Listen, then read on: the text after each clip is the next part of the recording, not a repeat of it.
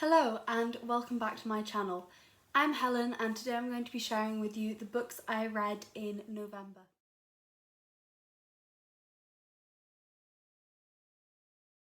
This video is really late and I'm very sorry for that, but hopefully I'll be able to make it good. So I did the Believathon in November, which was a readathon hosted by Gavin Hetherington. I will link his channel down below.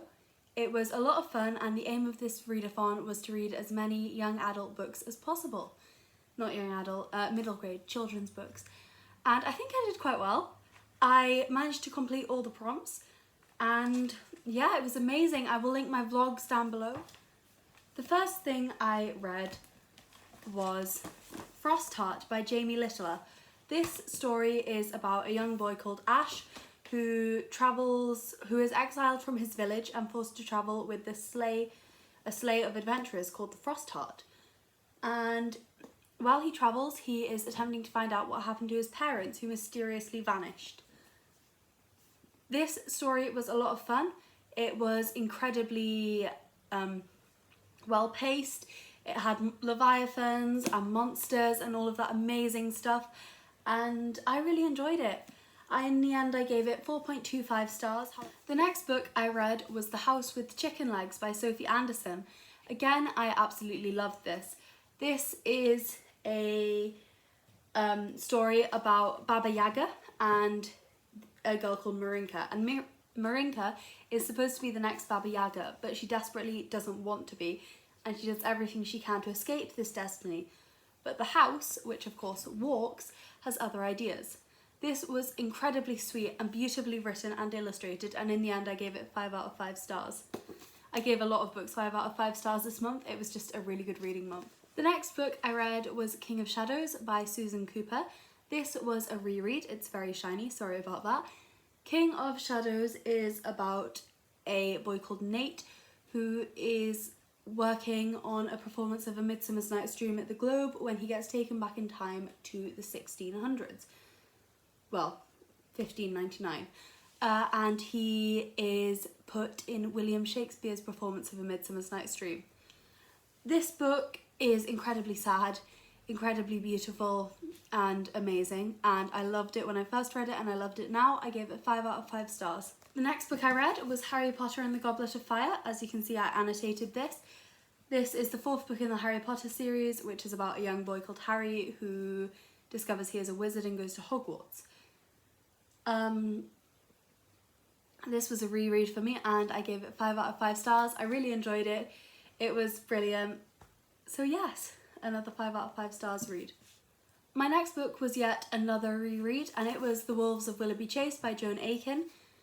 I did not enjoy this as much as I enjoyed it when I was young. While it was really entertaining, it was too short for the story it was trying to tell, and things happened far too quickly.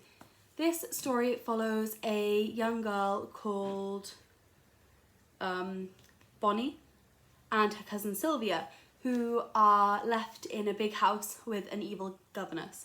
And their parents die and the governess turns even more evil and they are sent away to a school. It's very adventure-y, which is not my favourite sort of book, but still, this is not bad. But nostalgia definitely had made it better than it was for me, and I ended up giving it 3.75 out of 5 stars. The next book I read was A Wizard of Earthsea by Ursula Le Guin. This is about a young boy called Ged who discovers he is a wizard and gets swept up in this amazing adventure, but then he does something and he gets hounded by a shadow. This book is really beautifully written and it's written like a legend, which is not my favourite sort of thing to read for long periods of time. However, I still did enjoy this and I'm definitely going to be reading the rest of the books in the series. I gave it 4 out of 5 stars, but as I said, I cannot wait to read the other 3 books in the quartet.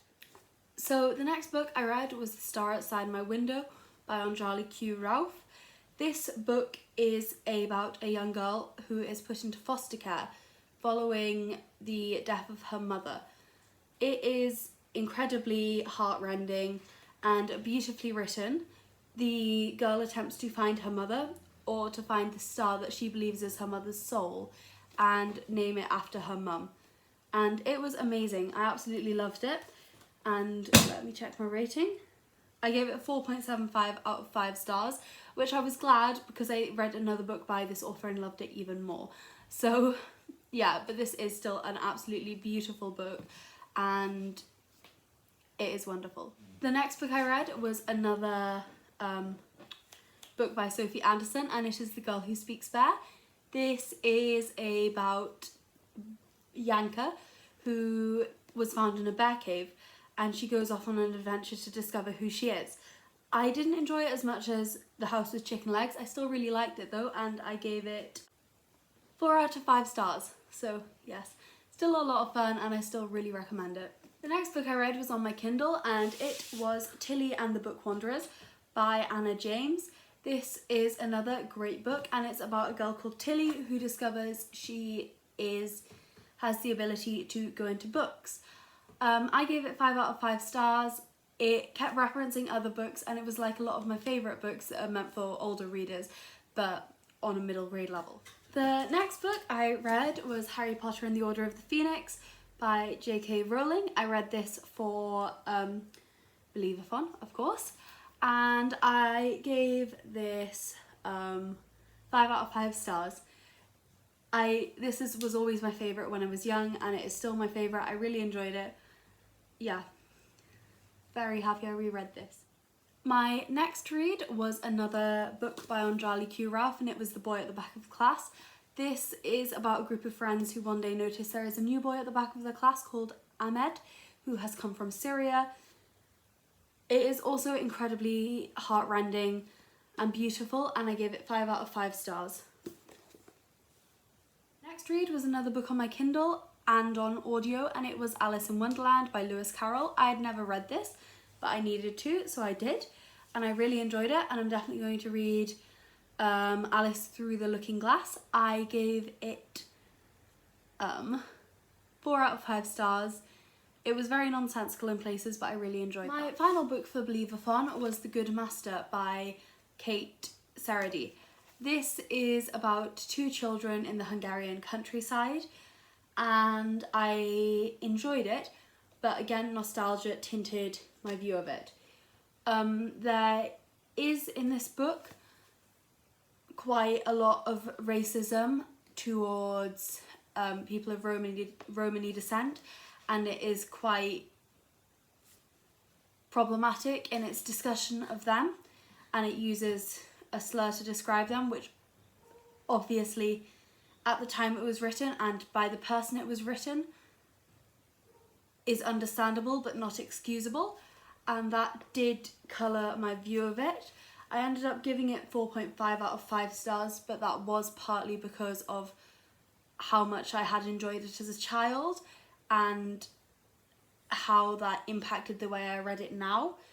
I think if you did read this to a child, you would need to discuss with them how some of the stereotypes in it about women and travellers or people of Romani heritage, how the discussion and description of them in this is not correct, but at the same time certain parts of it are very beautiful. For example, the description of sunrise, of the Hungarian plains, a lot of the discussion of horses is all lovely, and it is an excellent book, but I feel like I should warn you that there were problematic elements to it that I did notice on this read through of it. So it is now time to discuss the 4 books I read that were not for Believathon. But before I do so, I'd just like to say that I am so grateful to Gavin Hetherington for putting together such an amazing readathon. November was one of my best reading months of this year, and this readathon was certainly a reason why. I loved it. It inspired me to read a lot of books I wouldn't previously have read, and is one of the reasons I fully intend to try and read 1 children's book a month in 2020. On to the other books I read. The first was A Christmas Carol by Charles Dickens. I read this with the Open University course I'm doing and enjoyed it. I gave it 3.75 out of 5 stars. It was enjoyable, but not as enjoyable as other Dickens I've read, such as Great Expectations. Yeah, it was just a bit mediocre, though that might have been how many times I have heard or seen the story repeated. I also read Dune by Frank Herbert, and I gave this 4.25 out of 5 stars. Dune is about a desert planet which has little to no water and a man or boy called Paul who is sent there, and it also deals with the political movements that are occurring in the wider planetary network. And I really enjoyed it. I gave it 4.25 out of 5 stars. I buddy read this, which was a lot of fun. I just, yeah. And I'm going to read the sequel. Maybe I didn't enjoy it as much as other books I've read, but that is possibly because I am not the hugest fan of sci-fi. The next book I read was actually one I just finished in 2020, in November. I had started it earlier in October, near Halloween, and it was Lair of Dreams by Libba Bray. This is the sequel to The Diviners, which is set in 1920s America and is about a girl called Evie who comes to New York having been exiled from her small town. She has a secret. She is a diviner. She can touch things and read things about the person. I enjoyed the sequel more than I enjoyed the first book in the series. It talked a lot about the issues that were plaguing New York at the time, and the ghost story in this was also a lot of fun. This is about a sleeping sickness, which people fall asleep and they cannot escape from their dreams, which was very enjoyable and incredibly creepy. And there were times when I read this and then had to go to bed and I didn't really want to go to sleep. The last book on this wrap up, and possibly one of my favourite books of the year, is The Starless Sea by Erin Morgenstern. This book is amazing.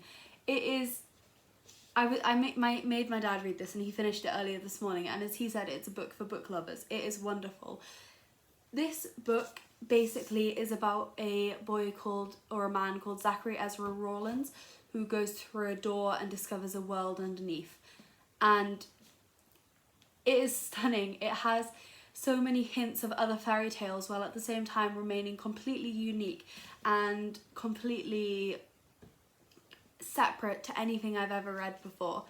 I love Erin Morgenstern's writing. It's so lush and descriptive, and honestly this was just perfect in every sense of the word. I gave it 5 out of 5 stars, and I cannot wait to read whatever Erin Morgenstern puts out in the future. I have loved this and The Night Circus. So those were all the books I read in November. It was a very successful reading month. I will count how many books I read. I read 17 books, which is amazing. I think that's my second best reading month of the year, and it's certainly better than both October and December, the month we're currently in. And yes, I'm just very happy that I was able to take part in such an amazing readathon. And also the other books I read, the non-Believathon books, I loved so many of them. If you've read any of these books or think any of them sound good, please let me know in the comments down below, and please share your thoughts with me about them. And of course, if you enjoyed this video, I would love it if you could like, comment and subscribe. I'm sorry for how long it has taken for me to get this out, and I'm also sorry for how sporadic my updates have been the last few weeks. Work was really, really crazy in the run up to Christmas, and hopefully now that I'm trying and failing to find another job, I will have more time to upload videos. So yes, thank you so much for watching this. My Twitter account is @catsandteabooks, and my Instagram, is @readingwithcatsandtea. I will link my Goodreads down below. I hope you enjoyed, and I will see you in my next video. Goodbye.